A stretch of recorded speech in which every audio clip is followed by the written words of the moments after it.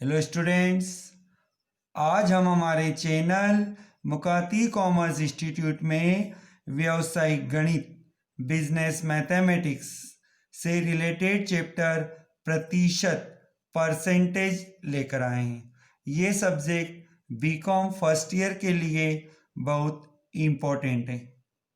Maximum competitive exam में इस subject से रिलेटेड कई क्वेश्चंस आते हैं। तो आज का हमारा टॉपिक है प्रतिशत। प्रतिशत का आशय देखते हैं। प्रतिशत का आशय है प्रति सैकड़ा अर्थात 100 पर। परसेंटेज मीन्स पर 100। परसेंटेज 100 से रिलेटेड होता है। जैसे विक्रय पर 5% लाभ। विक्रय पर 5% लाभ का अर्थ यह है कि यदि आपने 100 रुपीज का सेल्स किया है तो वहां पर आपको 5 रुपीज प्रॉफिट होने वाला है, जिसे हम कहते हैं 100 पर 5।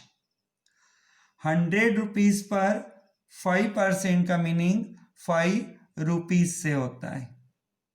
नेक्स्ट एग्जांपल देखिए, ऋण पर 10% ब्याज। यदि आपने 100 रुपीज का लोन लिया है या दिया है तो यहां पर 10% ब्याज का अर्थ है 10 रुपए। यहां पर 10 रुपए इंटरेस्ट होता है। विक्रय पर 8% छूट। विक्रय पर 8% छूट का अर्थ यहां पर है यदि आपने 100 रुपीज का सेल्स किया है। यदि आपने 100 रुपीज का सेल्स किया है तो यहां पर आपको डिस्काउंट देना होगा 8%। 8% का मतलब ₹8। आयकर की दर 5%। आयकर की दर 5% का अर्थ है यदि आपकी इनकम 100 रुपये है तो आपको उस पर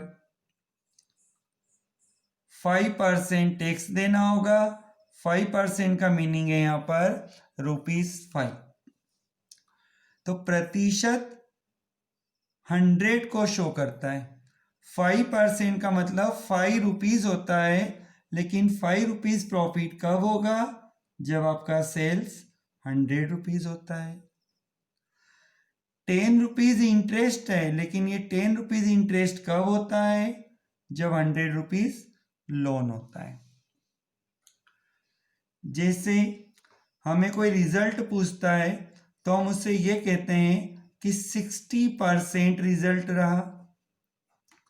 इस 60% रिजल्ट रहा का मीनिंग ये होता है कि यदि एग्जाम 100 मार्क्स के लिए हुआ है तो आपने कितने प्रतिशत मार्क्स प्राप्त किए हैं? 60%। 60% का मतलब है यहां पर 60। क्लियर?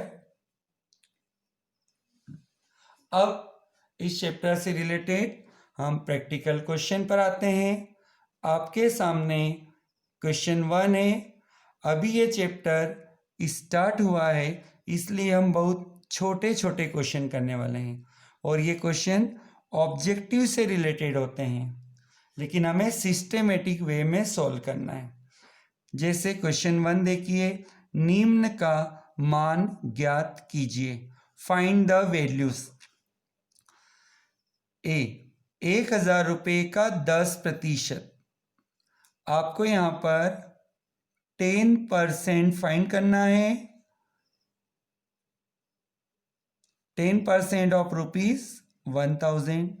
बहुत ही सिंपल क्वेश्चन है।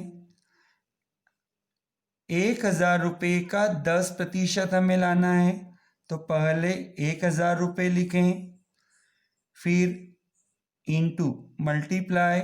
10% का अर्थ होता है 10 डिवाइड में 100। यहां पर कट कीजिए, 0 से 0, 0 से 0, तो ये होता है 100 रुपीज़। तो 1000 रुपये का 10% होता है 100 रुपये। देखो परसेंट का मीनिंग हमने 100 से बताया है। 10% का मतलब होता है 100 रुपीज़ पर 10। तो 100 रुपीज़ पर यदि 10 होता है तो 1000 पर कितना होना चाहिए? 100। लेकिन हमने यहाँ पर फॉर्मूले से सॉल्व किया है।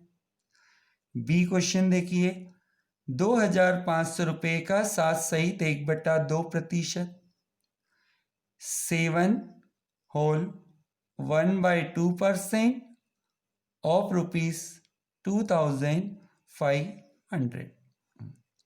अब यहाँ पर हमें 2500 रुपये लिखना है इंटू 7 होल 1/2। इसे हम कैसे लिख सकते हैं? यहाँ रफ में हम बताते हैं आपको। 7 होल 1/2 को हम लिख सकते हैं 2 इंटू 7। ये 2 में 7 का मल्टीप्लाई होगा, फिर इसमें 1 प्लस होगा और डिवाइड में 2। तो ये होता है 2 इंटू 7 14 प्लस 1 अपॉन में 2। तो ये होता है 15/2। तो 7 होल 1/2%, 7 सहित 1/2% को हम लिख सकते हैं 15/2 और नीचे प्रतिशत का 100 दर्शाया जाएगा। अब ये आप यहाँ पर 0 से 0 कट कर सकते हैं। अब क्या बचा देखिए, 25 इंटू 15 और डिवाइड में 2। तो 25 और 15 का मल्टीप्लाई कीजिए तो ये होता है 375 डिवाइड में 2। 375 को 2 से डिवाइड कर दीजिए तो ये आंसर होता है 187.5। तो 2500 रुपये का 7 सहित 1/2% का भी हम निकालें तो वो होता है 187.5 रुपीज़। क्वेश्चन सी, 4000 रुपये का 0.25%। 4000 रुपये का तो 4000 इंटू प्रतिशत देखिए 0.25 और नीचे 100 लिखा जाएगा। 4000 इंटू में यहाँ से हमें डेसिमल हटाना होगा। डेसिमल हटाते हैं तो नीचे डेसिमल के बाद देखो 2 डिजिट है तो नीचे 2 ज़ीरो अलग से आपको ऐड करना होगा। 2 ज़ीरो हम अलग से ऐड करते हैं तो उसे हम 100 से शो कर सकते हैं। अब देखिए 0 0 कट हो सकते हैं। अब 40 इंटू 25 डिवाइड में 100 बचता है तो 25 से 100 को कट कर दिया जाए 4 टाइम। अब बचता है हमारे सामने 40/4 तो इसे कट करके हम बता सकते हैं 10। तो 4000 का 0.25% का भी हम निकालें तो वो होता है ₹10। ये क्वेश्चन हमने प्रैक्टिकल क्वेश्चन की तरह सॉल्व किया है, सिस्टमेटिक सॉल्व किया है, ऑब्जेक्टिव पैटर्न समझ के नहीं किया, इसलिए हमने डिटेल्स में शो किया है। आपकी अच्छी प्रैक्टिस होने के बाद आप इसे फास्ट सॉल्व कर सकते हैं। क्लियर?